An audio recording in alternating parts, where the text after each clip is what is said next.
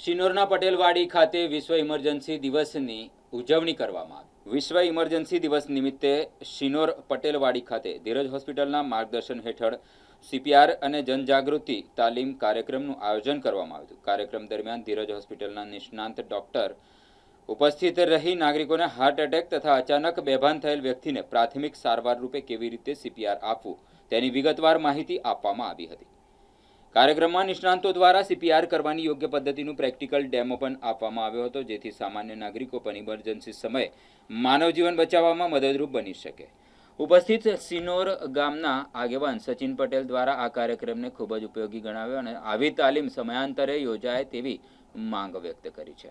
આ કાર્યક્રમનો મુખ્ય ઉદ્દેશ લોકોમાં ઇમરજન્સી સમયે તાત્કાલિક સારવાર અને જાગૃતિ લાવવાનો અને જીવ બચાવવા અને સર્વોત્તમ સેવાનો સંદેશ પહોંચાડવાનો હતો, એમ એડવોકેટ પ્રકાશ માસ્તર દ્વારા જણાવવામાં આવ્યું હતું।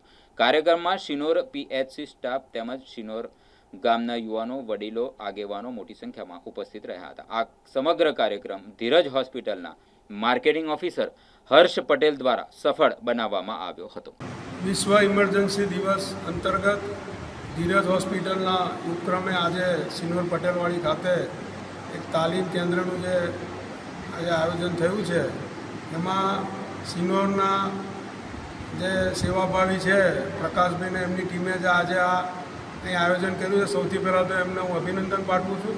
આ કાર્યક્રમમાં પેરામેડિકલ અને મેડિકલનો સ્ટાફ ધીરજ હોસ્પિટલના હાજરિયા, આશા વર્કર બહેનો હાજરિયા, શિનોર પીએચસીના જે પેરામેડિકલ અને મેડિકલ સ્ટાફ છે એમાંથી પણ હાજરિયા અને ગામ લોકો હાજરિયા, અને એમને જે અહીં આગળ ઇમરજન્સી હોય અને જ્યારે આપણે જોયું છે કોરોના કાળમાં અને ત્યાર પછી જે રીતે લોકોને હાર્ટ સંબંધી બીમારી ઊભી થાય છે અને સડનલી કોઈની હાર્ટને એટેક આવે છે, એમાં પ્રાથમિક સારવાર મળે એ રીતનું એમને ધીરજ હોસ્પિટલમાંથી આવેલા મેડિકલની ટીમે જે લાઈવ ડેમો આપ્યો છે।